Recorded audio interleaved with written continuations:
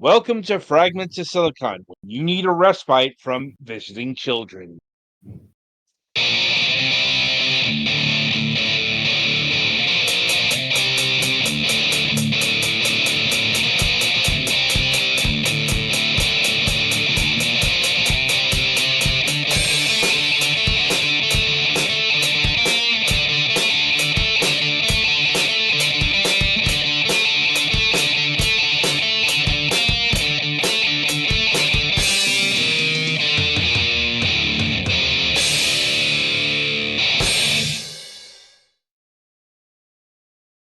For the record, the children I'm speaking to about are actually Gollix's nephew, niece. He didn't exactly say the configuration of children, but I think he has one of each.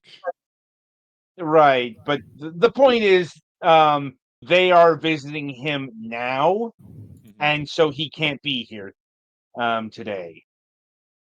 Right. So anyway, with that out of the way, welcome to another installment of Fragments of Silicon, the Daylight Interview. Joining us this week are Filip, Slavov, and ChaosPuppet of Wise Up Games. Hello. Hi, everyone. Greetings. How are you doing today? We just finished work, so we're doing fine. It's Yeah. Friday. Yeah, same. For me, it was mostly chill today, but yeah. Can't argue with that. Anyway, so how we like to start things off here is we like to get to know the people behind the games, the studio, and all of that sort of business. And we begin this journey by first asking this particular question. What got you interested in video games, both on a personal and a professional level? Well, I think I'll start. Of course, I played a lot of video games like when I was little, and some of them stuck in my head for a long time. And studied software development, and I've been in the game industry for quite a long time now, like 10, 15 years. What started? Yeah, games. I remember when I was at school and making stuff with Game Maker. And yeah.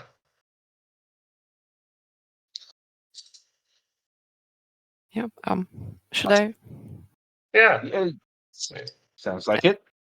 Okay. Well, for me, it's not really the same, but I have been playing since like a really young age. I would say I was about 5 or 6 years old when I got my first Atari, and it was instant love. Which Atari? I'm not sure the model. I mean, it wasn't a brand new Atari, so I inherited it from my aunt at the time. But it was the one with the SNES, the one with the square joysticks. The 7800. Maybe it's with these old square diskettes with games. They were like the they had. 5200. I need to check the model if you're really interested, but it was an old piece of technology, and it was with the 8-bit games, the Mario Bros, and it usually said like 999 games plus, but there were 10 games. Multiple versions. Games. Yeah. Yep. And yeah, from there, like trying the first computer games when I was about 10 years old, and getting my first computer in high school. I was never really able to stray too further away from games. And yeah, since art is also my passion, both mix really well. And at some point, I guess it's natural to want to create something from both of these passions. So I suppose so. that's for me. Okay. Well, I suppose continuing down the pathway, so to speak, at what point did you both basically enter the video game industry? I said for me it was like 15 years ago, but even when I was at school, I was making stuff in Game Maker and just wanted Right. to. But Yeah, like, where did you first work? yeah. In a studio that doesn't exist anymore, I think. It was called Masthead. They were like a big studio in Bulgaria, and they were like making a Bulgarian MMORPG in sci-fi universe, which was like a very big big task to make. And then I went to GameLoft a bit, and now I work for Snapshot Games. And yeah, and I've been doing side projects, but Towers Saga is the first like finished personal project. All the other projects are unfinished. So yeah. Audio projects? What? Audio projects? Like audiobooks or something?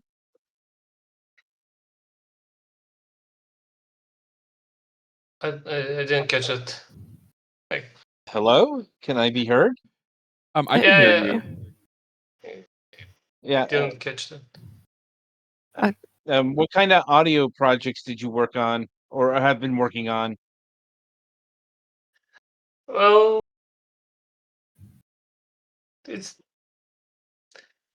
they're quite unfinished, so I can't say at the moment. But Tower Saga is like I worked on it for a few years now, and that's the project I can like show it and tell you. And it was supposed to be a small game, but yeah. Okay. I suppose it's best to throw over to ChaosPuppet again. Yeah, well, Tower Saga is my actual first game that I'm part of. I'm freelancing, so basically it's whatever comes my way. But so far, no other like projects that seem to be moving on from like initial stages. So I'm really happy that we were able to complete Tower Saga. It feels rewarding that something actually came to life. Yeah. No doubt. Like, well, I suppose this is as good as time to any to ask about, well, how did Wise Up Games get formed? Okay, you're the brains behind the operation. Yeah, so can I like just tell how it all began? The start of the game. It will be more natural. So Wise Up Games was like conceived by me. I'm the main developer. I'm a software engineer actually, game developer, and I write code. And I always wanted to make a like fully finish and publish a game and to let it out there. But I wanted to be finished, like not half-baked slop. And this is why it took so many years. And like a few years back, I was was wondering, okay, I have some free time now. What should I do? And I came up with the idea with Towers Saga, which is not actually an original idea. And as a typical software developer, I decided to write the code first, make the game, make all the features, all the mechanics, like all the logic, most of the stuff, and then I'll just find some artists and they will make it pretty and make it fun. And that was my initial plan. It turned out it's quite hard. Yeah.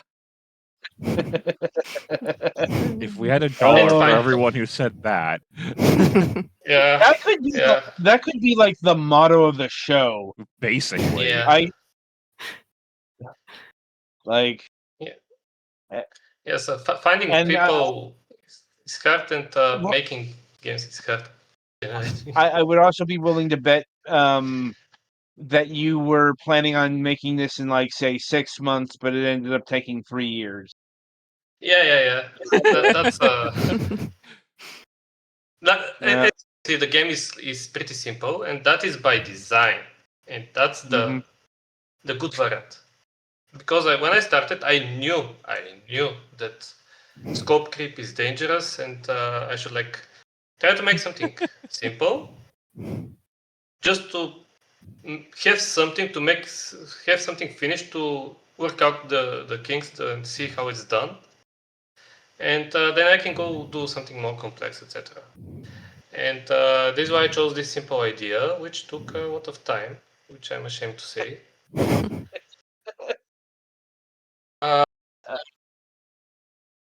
How much time did it take to make Towers Saga? Well,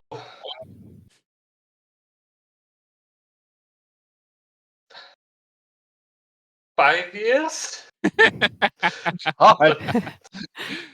But you must realize, I have a full-time job. Oh yeah. Right. Your spare time is very limited, especially when you have What's that? Yeah. Who has that? When you have a girlfriend and you have to go do stuff, parents, friends, birthdays and shit on. Wait, you want social life? Oh no. Yeah. It's not acceptable. The other issue is that I got carried away with some stuff because I wanted to do something. I wanted to do things the way I wanted, and so I experimented and I over-engineered some stuff. Like Didn't we just talk about scope creep? Probably. He knew about it and still let it. Yeah, well, part of the reason that I want. Regardless. Yeah, part of the reason that I want to make a personal project is to escape from work. Like when you have a full-time job, you always see some things that you can do better. Like I can do this better. This is not optimal. I don't like this. This is boring. And then I said, okay, this is your chance. Show me what you got. Things when you're the boss. Yeah, but good things came out of this because I made some nice reusable libraries and stuff, but that's public. I suppose it's worth asking what parts of the design or the construction got away from you here. The design, like the gameplay design, was not original. This is actually a remake, a spiritual remake of a very old game from the year 2000. And this is why it made it easy, and it took so little time. Imagine if I had to think of the design too, that would have make it 10 years. We can imagine quite vividly. Yeah. So I want to talk about the idea of the game a bit. So again, I was wondering what game should I make, and I had a lot of ideas, but this was one of them. And I showed the original game to my girlfriend, and she really liked it. And she couldn't stop playing it. And I decided, you know what, this idea has proven to work. Like, my girlfriend likes it, so I should make this game. Like, my other ideas were like all over the place, so I should stick to something that I know it works. It's simple, and it's someone already designed it for me, so it should take less time. And, Famous last words have never been. Famous last words, yeah. Yeah. I added some features to the original design because it was limited. It's a very old game. But I'm proud to say that I think that this is still kind of unique game at the moment. There are not a lot of games like it, which is something I also like, that it has something unique take of the match 3 Tetris cones genre. And you can see it immediately from a screenshot. Like, you get it immediately, and it's simple. I'm sorry, can I take on the role of a host for a little bit? I also wanted to ask Phil something. So, was there a functionality you wanted to include but didn't have the, capacity to do it, time, or? Yeah, I cut a lot of stuff. Like, when I was like 6 months before release, and I really started working on the game. Like, one of the ideas was like, one of the things that I could have is multiplayer PvP, but I decided that if there are players, I'll add it then, because that's a lot of work. And also there are some gameplay stuff, other modes that I could add, but decided to not add them because it would take too much time, and I need other skills, like people skills, other people, and I was not sure if it's worth it. And in the last 6 months, I just focused on features that make the game complete and are worth it, like small changes that are worth it. Yeah, I guess it's better if it's compact, but it's working well instead of just stretching it out. I want to say about the idea that whoever played the game, not watch a video, whoever played the game had fun. And this is really important for me. Like, it might not be great success, but I'm happy that people like it, whoever played it. I must admit, the first time you sent me a build, an early build of the game, I was still doing the initial sketches of the art. I spent 3 hours playing the game the first time I sat down, and didn't realize that time had passed so quickly. Yeah, it has that effect on, which I have to thank the original designers for it, because they designed it. Like, I remade the balance, etc., but I followed their steps, and I have to thank them wherever they are. They'll probably not see my game. It's like game from 2000. You're continuing their legacy. Yeah.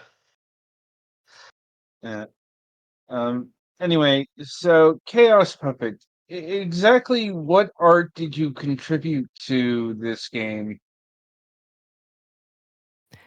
Yeah, well, I did all of the 2D art. The 3D art is done by another lady. I'm not familiar with her nickname exactly. But I'm responsible for the level art, so the icons for the levels, which are also like big pieces of art used for the loading screens. The main screen was supposed to be an art piece, but we decided to switch to a 3D scene like later on. And also it's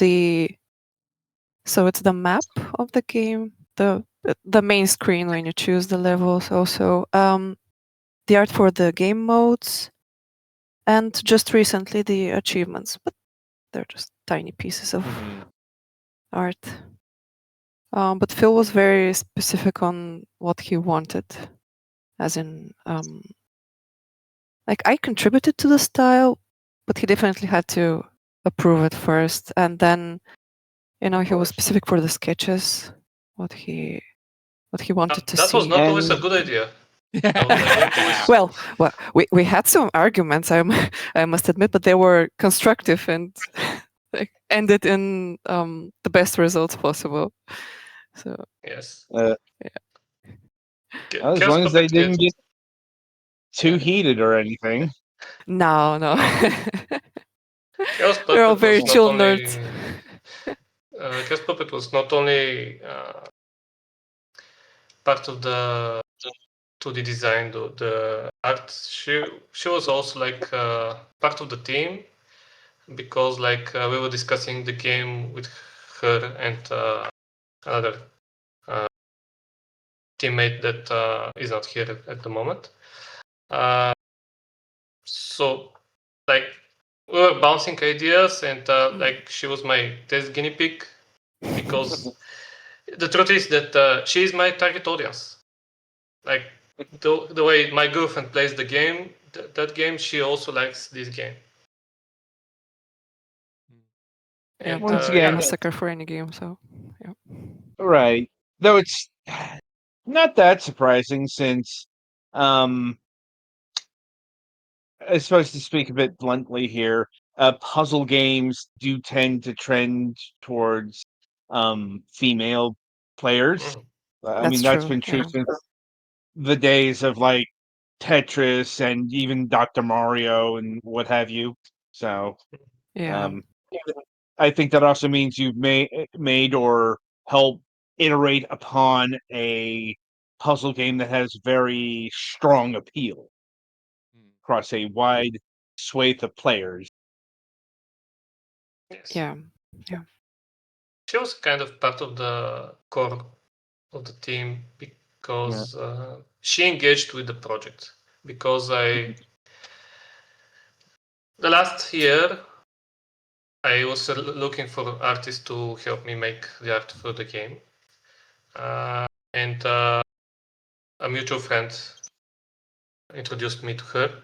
Before her, I tried another freelancer, some Polish guy, and he did the initial task, but he was not really engaged, and he just wanted his money.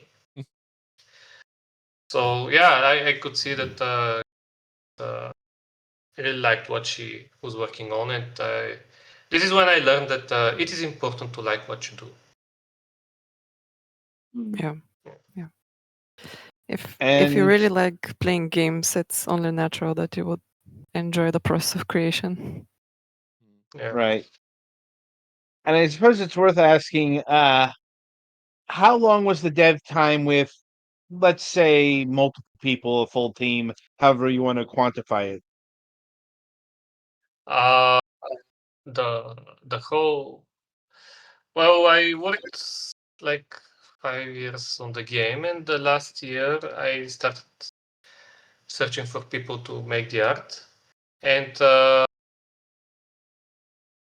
ChaosPuppet and my teammate Nikola Kolu, they worked the last 8 months on the game, and the 3D blocks that are dropping from the sky are made by another lady, which are the focus of the game. And we had I also worked with Italian musician that I found on the internet again, but we became good friends with him because he's awesome and his music is awesome too. So yeah, like 6-8 months Okay. of 3-4 people additional to me. All right. But the environment that you see behind the tower is asset packs. Mhm. It's not made by my team. Like, Hmm. yeah. Like, store purchase. What about it? Or did you purchase the assets from a store? Yeah, of course, from the store. Yeah, because Okay. I wish someone would make all those assets for me, but all my friends, all my 3D making friends ignored me. So I was lucky. I was lucky enough to have the lady, the anonymous lady, work to help me out with the blocks, because the blocks were really important for me. So the environment is not that important, like, because it's not the focus of the game. It's a background. Right. But I wanted the blocks to be personal and to be custom for this for the game, because they are the focus and this is what we're selling. Yeah, she did a great job, though. Yeah. Oh, but yeah. I just remember that this game was initially supposed to be on mobile also, but I just left that idea for some other day. Yeah, Mm. someday. Yeah, but the game currently works on mobile. Like, the code works, but when I started putting actual art assets, and then I realized that phones are not that powerful, and you Yeah. have to optimize for them. Just said no thanks. I'll just release the game. It's Don't complicated blame you. enough. Yeah. Like, some devs target all the platforms. Some devs target one platform. Yeah, that's a mistake. Once again, I it depends on what you're building and what engine you're using. That's a big one. Mhm. yeah, Yeah. definitely. Like, I'm assuming this was made in Unity. Of course, yeah. Yeah, like that helps, but there's still a lot of optimization that needs to be done. Mhm.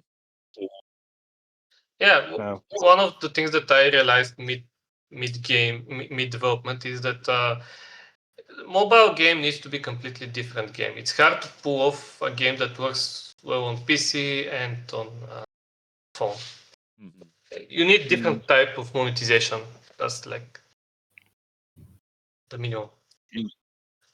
indeed. The era of being able to just put your game on the App Store for 99 cents and call it good is well and truly gone at this point.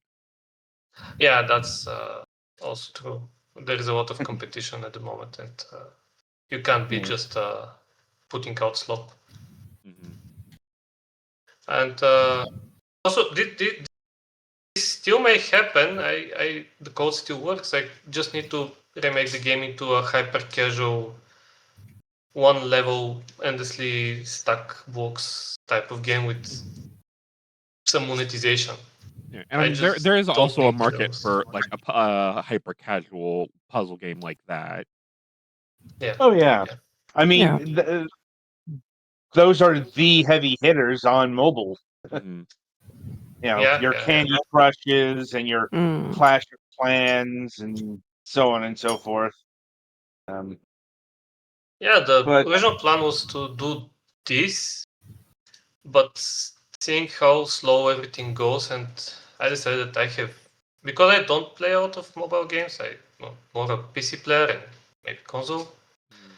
and I really don't. I have no idea how to make a good mobile game, like monetization and stuff, and decided to just release it on PC because I know PC. I just stick with what I know, and maybe some other time I can do more experiments. Right. right. What about the consoles? Did you give any thought towards those devices? Uh, I thought about it, the game works with controller too. Mm. But I don't think they will let me because outside of my day job, I'm nobody. No. And yeah, I have to. I I mean- think I have to prove to the console that I have some player base and fan base that they can trust me, or I can go with the It's publisher. a lot looser these days than it used to be. Right. Like considering what's clogging up like the eShop and the PlayStation Network, I don't think you have anything to worry about, honestly. Mhm. Yeah, I know. I've seen a lot of bad games on PlayStation, but I think Yep. they go with some publisher, and I don't know. I mean, you don't have to do it if you don't want to. Right. Yeah, Oh, huh. I wanted to We have a be Steam Deck Yeah. certified, but Steam Deck doesn't. oh, we They have a go you. comment from the Okay. chat. Tuto Noob Captain does ask, please make it mobile. It's perfect. Oh. Like that may be what it may look like it would be perfect for mobile, but that's not necessarily the case. Mhm. Like it's a lot of under the hood stuff that and that's just at the basics, Mhm. Human because behavior. honestly, looking at this game, this would actually be kind of awkward to play on mobile with both the spinning and getting rid of the block buttons. Like, in this case, it'd be like the touchscreen. You'd be doing two motions at once, basically, and I'm not sure how you'd square that away on a touchscreen. So, Yeah, I feel, but it needs some changes, and mostly it shouldn't be like falling constantly blocks. It should be turn-based. You just pick somewhere and tap down to drop it. Mhm. Yeah, so some of the gameplay will change. Yeah. It's simple changes. I can do it. okay. About mobile. I recently I heard some thought about it. Like on Steam, there are some free publicity by Steam. Like Steam gives you a chance, and there is some fairness there. Well, on mobile, you just pay to win to be successful.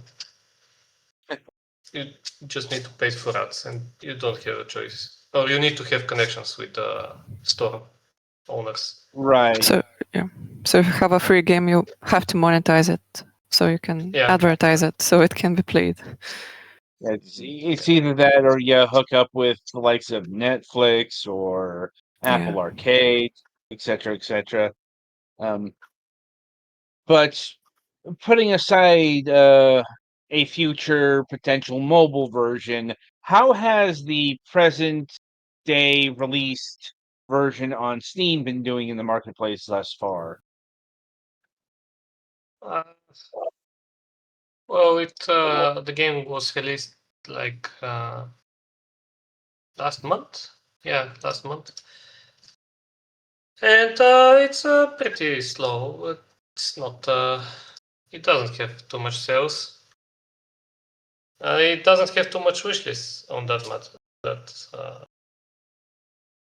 On that note. That is where I realized my mistake like a year ago. That this game, yes, I decided to release it on Steam or PC because this is what I know, but Steam is actually the wrong platform for this game because nobody plays these games on Steam or PC. Nobody wants to go to their PC to play simple puzzle game. Mhm. So it's the wrong platform for this game. That's why I really wanted to release it on Switch, and I think that would be perfect platform for it. But I've read that Switch got stuck with too many crappy games, and they now don't let a lot of I new mean, games. So maybe I should try. yeah. I mean, honestly, this is the biggest recurring problem we talk with in regards to visibility. There are just too many games out there. It's not just Steam. It's name a successful platform out there, and it's probably just absolutely glutted with games. You know, good games, um, to outright AI slop. So, um, it's just it's hard to get eyeballs in front of your product, especially if you're an indie developer. Doubly so if you have no way of marketing the game to a wider audience, i.e., you pick up a publisher or a marketing agency, something like that. Yeah. Uh, It's not it even is. that guaranteed. Yep, There's it's a tragic. there's a that people say that now there's even more players. Player count is growing, but the truth is that players just want to play the best games, and if you're not one of the best games, it's hard. It's not necessarily just that. Um, oh, it's also it's more the forever games. There are those who will just buy AAA games. Yeah. Like, and it's not just like maybe not the player base is growing, but going back to the just amount of games out there. There are too many games to play in any one lifetime. I'm like, unless, unless, for example, I live to be like 3,000, I'm not getting through my Steam backlog. I Yeah, think none of there's us like are. a few thousand Steam games released a day. Yeah. Something like that. It's an absurd number, and that number is increasing year by year.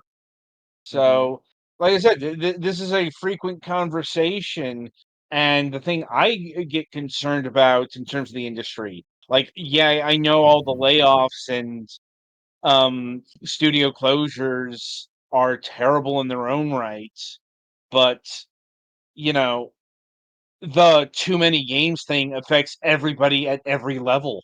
I wasn't around Yeah. for it, but I remember learning about the crash in the 80s Uh, when they just um, had games a flood and not the best quality. Yeah. I don't think that's ever going to happen again, if only because it's just too easy to make games. Everything's too open. Um, it- like you're never stopping the glut of releases on, say, the PC because it's an open platform. Like, Right. even if Steam were to dissolve tomorrow, that doesn't mean that the PC as a platform goes away. Right. It just means like somewhere else becomes the new hot spot. Um, uh, anyway, so I suppose my final question in regards to this game is, do you feel like you got the lessons you wanted to learn out of the development of the game? uh, yeah, I've learned a lot of lessons. But yeah, seriously, I learned a lot of stuff, and this is one of the reasons why it took so much time, because when you work at a studio, at a game studio, Mhm. code, and I do all the code, and I don't have to deal with all the other aspects of the game. Like, I have to play the game to know what to write, but I don't make the assets, I don't make the graphics. I just get I just have artists who hands it to me, and it's ready to put in the engine.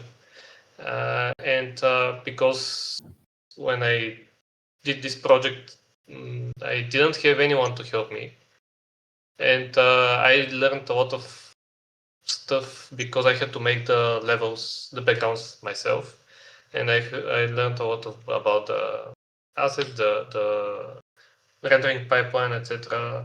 I learned a lot, and I learned that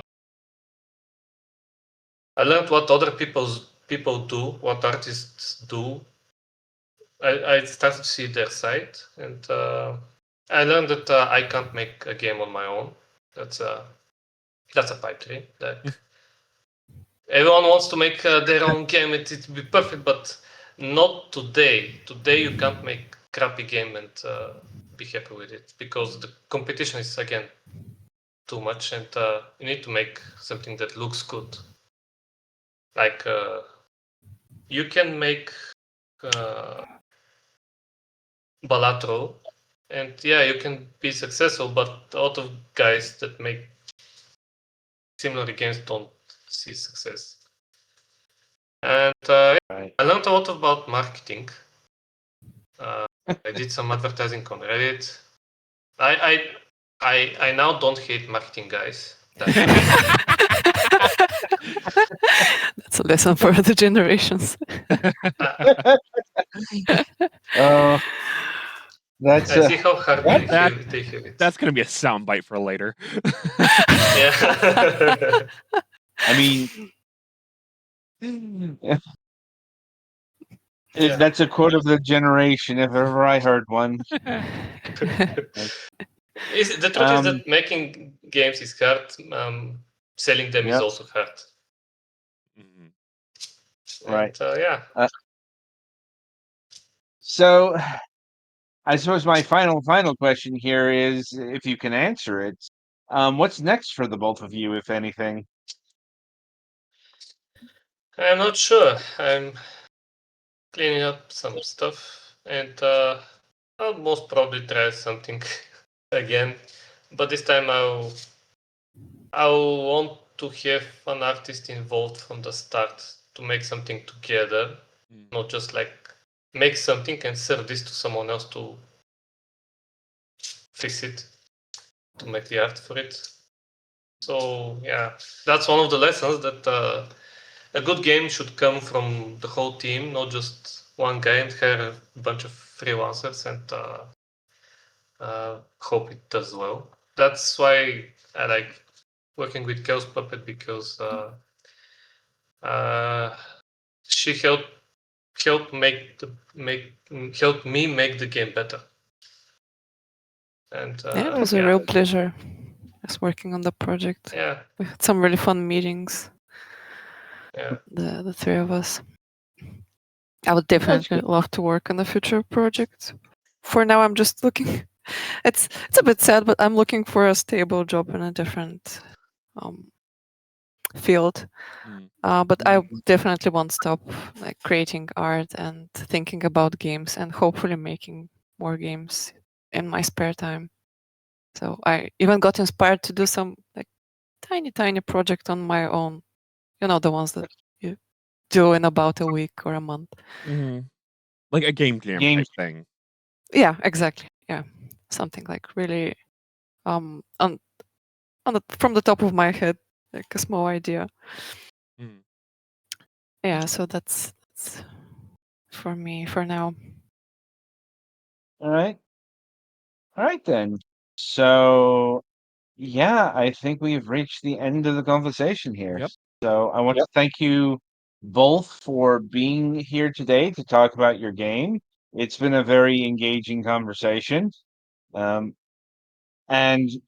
we wish you luck in whatever future endeavors you engage in.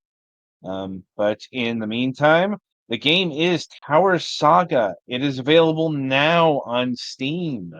It is retailing for $12.99 USD. But it also has a demo, so you can try before you buy.